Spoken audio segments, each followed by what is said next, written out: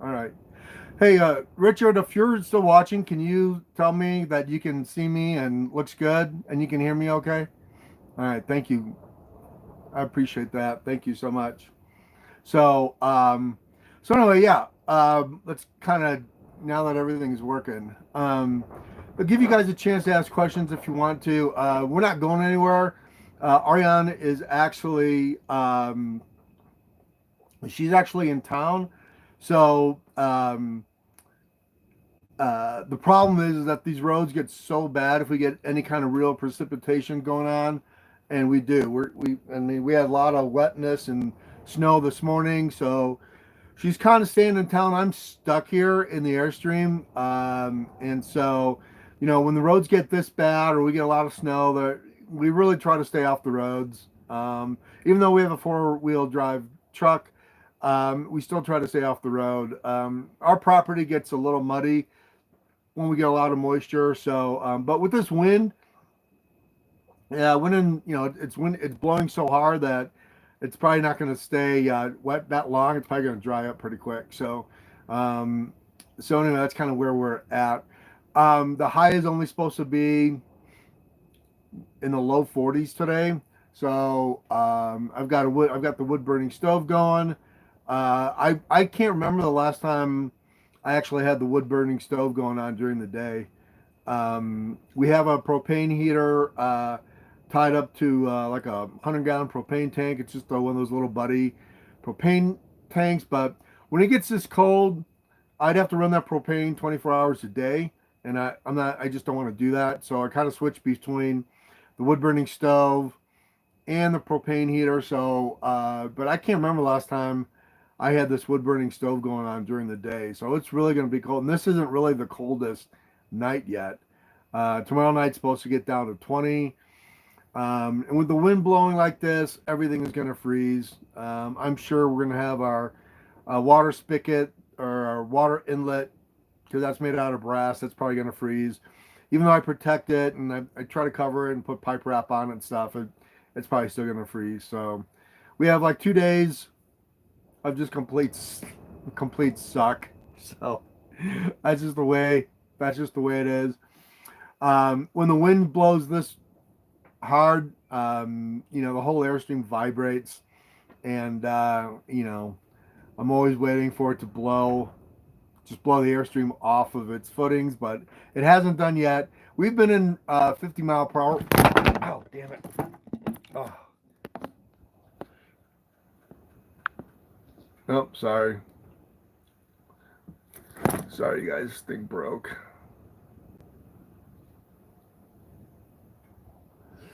All right.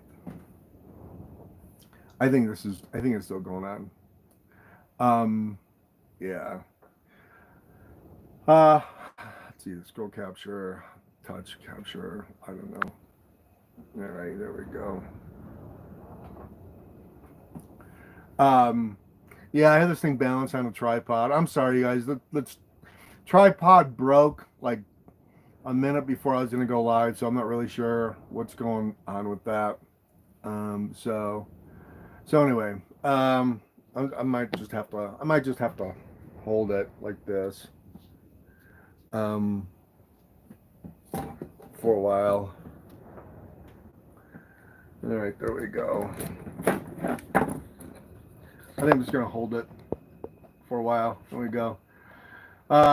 Sorry about that, you guys. But anyway, yeah, it's really blown outside. Dogs, hate being inside this long. I hate being inside this long, but it's just, uh, it's just a good old fashioned winter storm. And for Arizona, this is a pretty big winter storm. I mean, Flagstaff's supposed to get like, 12 inches of snow. They got 12 inches of snow last night. So they're going to have almost 2 feet of snow by the time this weather system moves through. It's moving pretty quick. So, it won't be too bad. Ironically enough, I have sun right now. So, we have plenty of solar. I did have to wake up early this morning, and all the solar panels were covered in snow. So I got the solar panels off. Worst case scenario, I have a generator hooked up into the Blue Yeti that I can turn on and and power the Blue Eddy, and I don't have to unplug or plug or anything like that, which we were doing before. So I'll probably have to run that later on today. Usually I don't run the generator to charge that thing up until what, 8 o'clock at night, but I already ran it this morning. Probably have to run it again around 5 o'clock. But so far it's been, that's probably one of our best purchases that we've made was that Blue Eddy AC 200L. It's really done a great job. So we got that going on. But other than that, man, it's just just trying to outwait, just trying to wait out the storm. Richard says, "How's the laundry area been working?" Yeah, so the laundry area is going really good. The other day I dug my first Zuni bowl. A Zuni bowl is just like digging a big hole and putting rocks in it and for water catchment. And both of those juniper trees that were on the left side of the shed, if you're looking at the shed, those are cut down. Those are gone. And that whole area is going to be a garden area.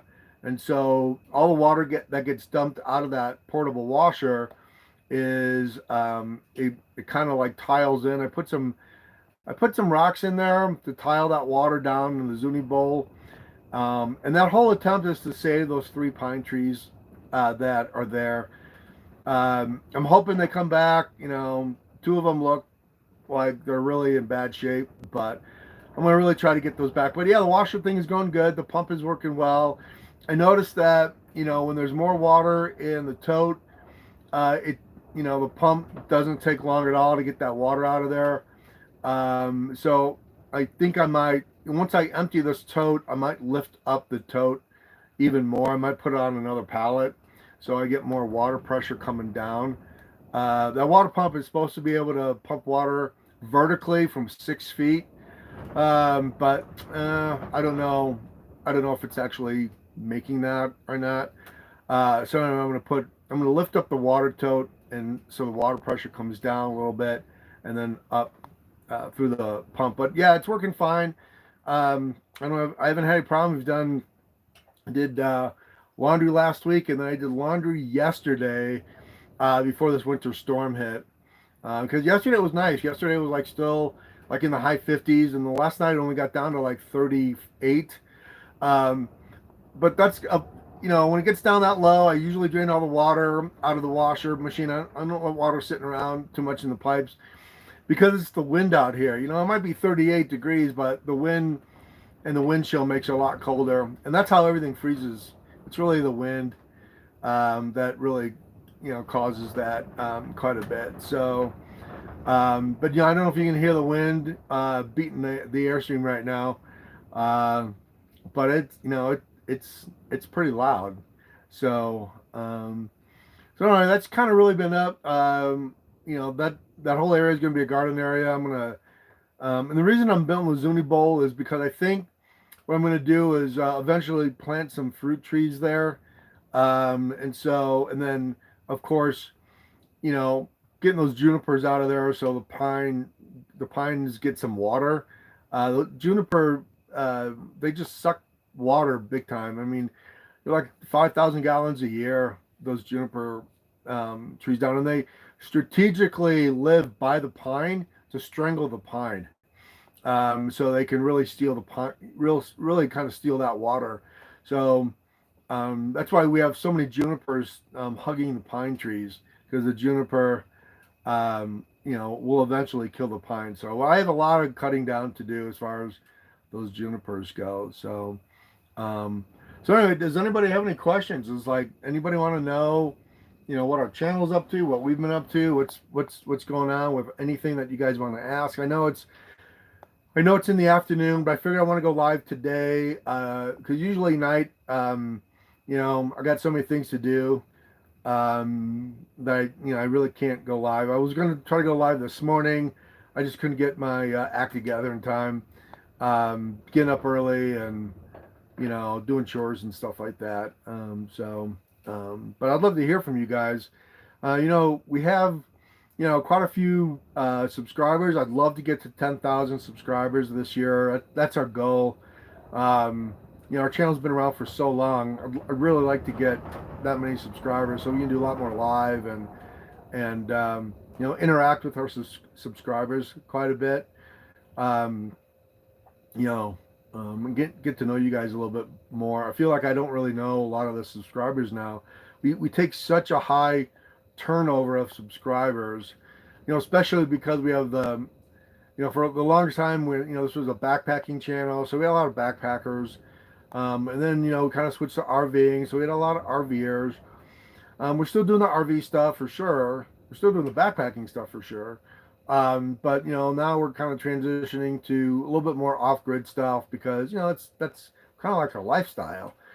And so I get if people say, "Well, I thought they were RV channel," and then not subscribe. But we're kind of everything. In fact, to let you know about the backpacking stuff, for those people that have been hanging around us for a long time, our backpacking stuff is we still do it. In fact, Ariane is probably going to lead a group through our Trust the Trail podcast, which we don't do anymore, but we still interact. We have so many people that we interact with on that podcast. That was the number one outdoor backpacking podcast at one point in time. So we have a lot of people that still listen to that podcast. So she's going to lead a group. I think she's going to try to do Joshua Tree in April, which is next month. And so she's going to do that.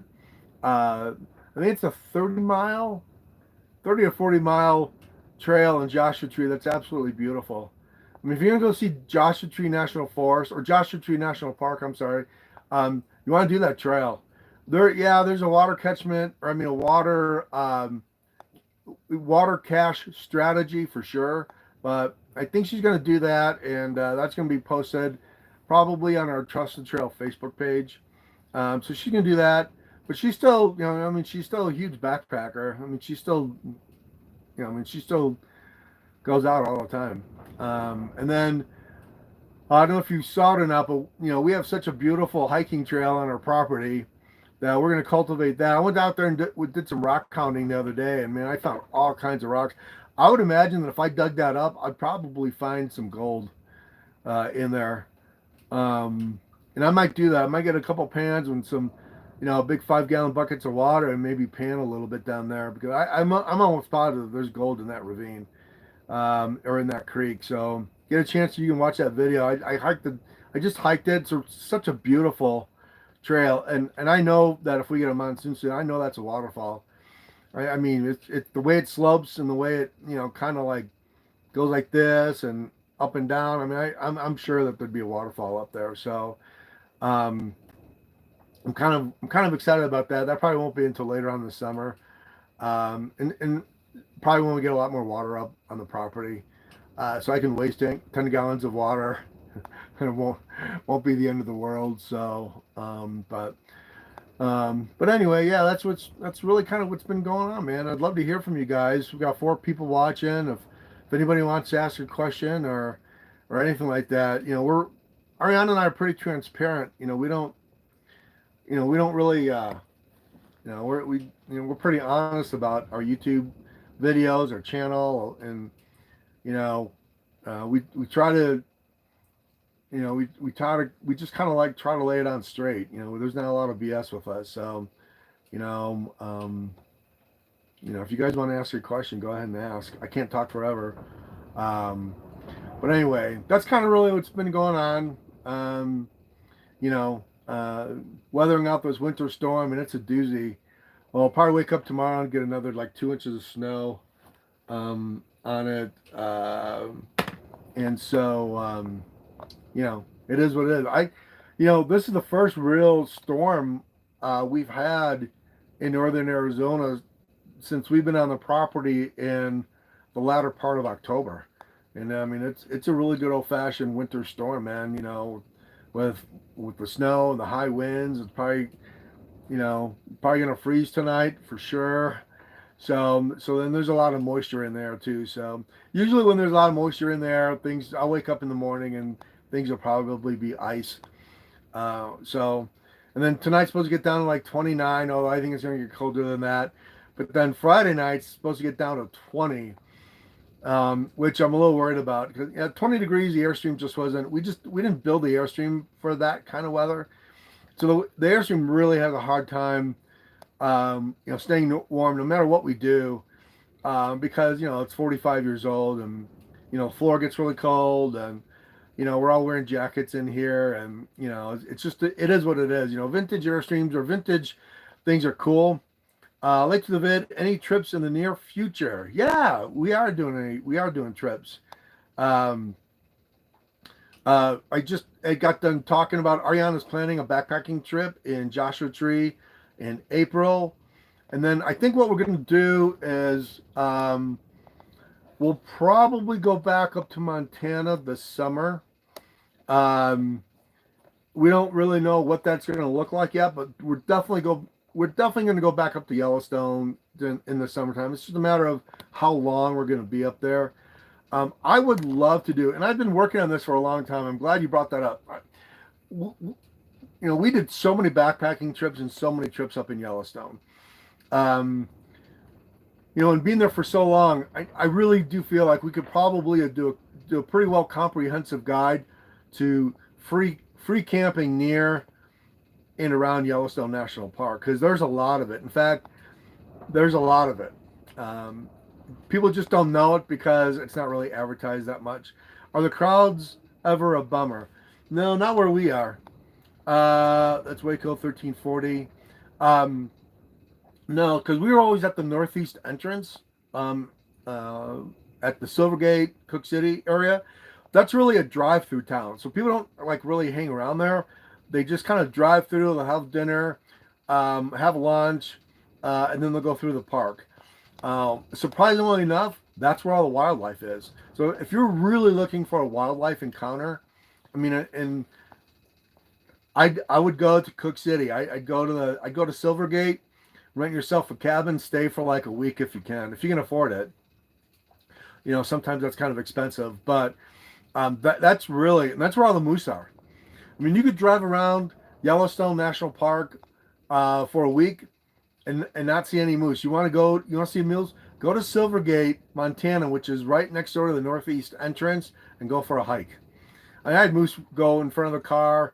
Like I was walking last year, and moose jumped right out of the bushes. I mean, there's moose everywhere around there, and they all run across Soda Butte Creek, um, between Cook City and Silvergate. So that's where all the moose are. That's where all the wildlife are. The crowds are not bad because it's colder up there. So you're at about 8,000 feet. So all you do is you get a lot of drive-through traffic. But no, it's not too bad at all. It's not bad at all, and it's kind of a fun town to hang around with. A lot of park personnel being let go. Wonder what it'll be like this year. Um, I don't know. I mean, that area, Yellowstone's a weird national park, because it's so spread out. It's 3,500 square miles. So, and you have to do so much bear management, and we get there's a lot of Yellowstone National Park. It's a lot of like European crowd, a lot of Asian crowd. So I'm not really sure they could cut a lot of staff without really um, making it dangerous for the public.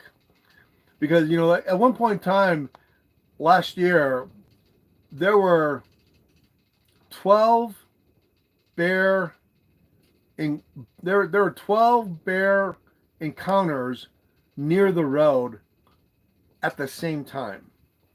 So, you have rangers going out there. They have to do bear management, and they have to get the crowds away from the bear. Otherwise, it'd be a slaughter. Um, and so, and then up by us, around the northeast entrance, I'd have to say it's just too big. I mean, I don't know. I don't know how they could cut it. I hope they don't cut any kind of fire management out there, because that place is a matchbook. That place would burn in a minute. So. I hope they keep that, but I don't really see.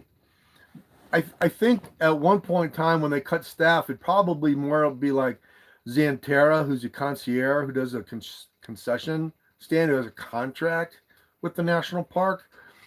I see them being cut.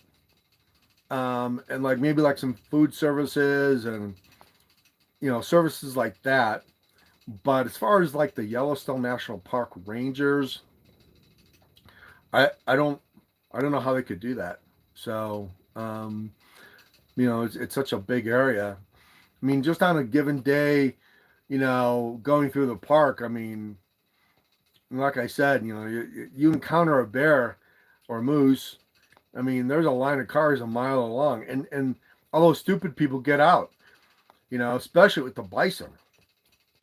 And so you really do need road management out there and the rangers to come out and say, "Hey guys, get moving! Don't pet the bear." And so, you know, you know, so there's that. Any parks on the to-do list? Well, we're definitely, yeah. So when we go up to Montana on our way back down, we always go through Moab, and so we always go through, um, you know, we always play Moab for sure. For sure. Last year we went um, hiking up in the fiery furnace in the Red Rock area, which was a blast. Don't pet the bears. Yeah, we did the fiery furnace last year. And so we kind of do all of like the national parks near Moab. We're definitely gonna do the Grand Canyon this year. I personally have never been to the South Rim of the Grand Canyon. I've always done the North Rim. So we've done like 4 backpacking trips up on the North Rim. Ariane tried to get a permit this year to do the North Rim, but we're too late. That's almost a year in advance to try to get a permit to do. But the North Rim is actually the better place to go play in the Grand Canyon, for sure. And that trail is a blast. The North Rim Trail, the Bill Hall Trail, going down into Thunder River, Tapeats Creek, hugging the Colorado River, and then coming back up through Deer Haven. Man, if you ever get to do that trail, especially with a guiding company, do it. It's an adventure of a lifetime, and it's one of the very few trails in the Grand Canyon. The whole scheme of the Grand Canyon, it's one of the very few loop trails that you can start and end in the same place. And in the springtime, you have plenty of water. Plenty of water. You do have to cache your water on the first day, and there's a strategery away coming back from Deer Haven back up, and you got to pick up your water there. So you have to make it up because you're going from 8,000 feet to the Colorado River in 3 days. And so the temperature change is like crazy nuts. You'd have snow up on the North Rim and then be baking in the sun next to the Colorado River.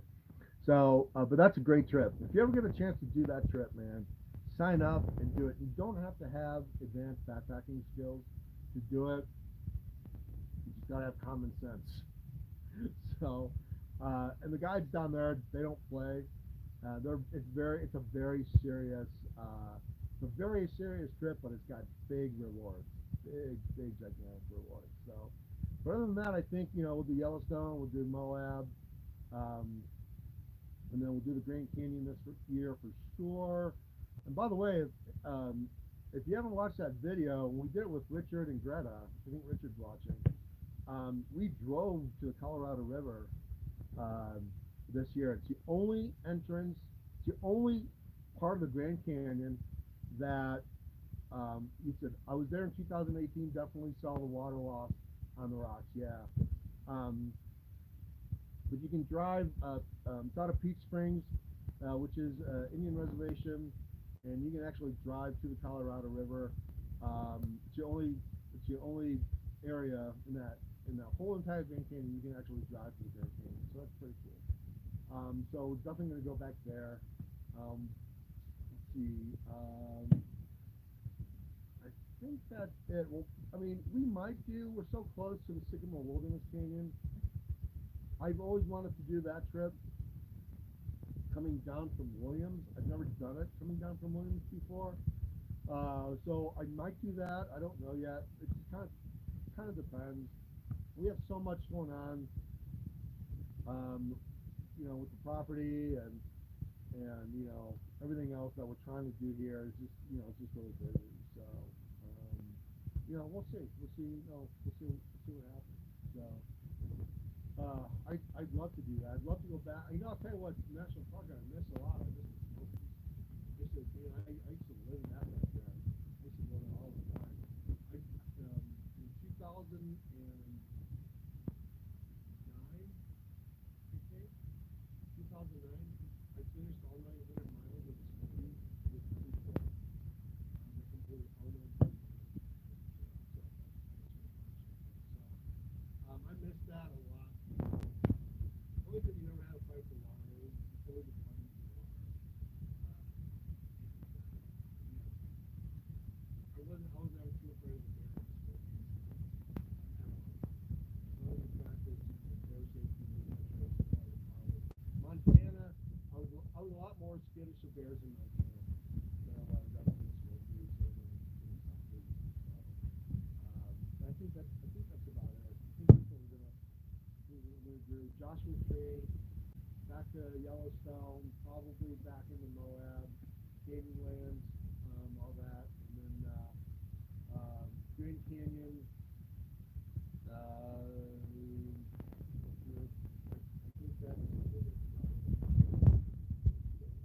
Anyway, you guys, really appreciate you guys coming in. I wanted to stay in touch with everybody. Um, and just tell you guys, you can ask anything. I'd really like to get to know you guys better. And, if you guys have questions, always ask. We're not shy about anything. You can ask us anything about RV, anything about living off grid, anything about backpacking. We spent the last 20 years really being nomadic and traveling, seeing different things, experiencing different things. So yeah, if you ever have any questions, just ask.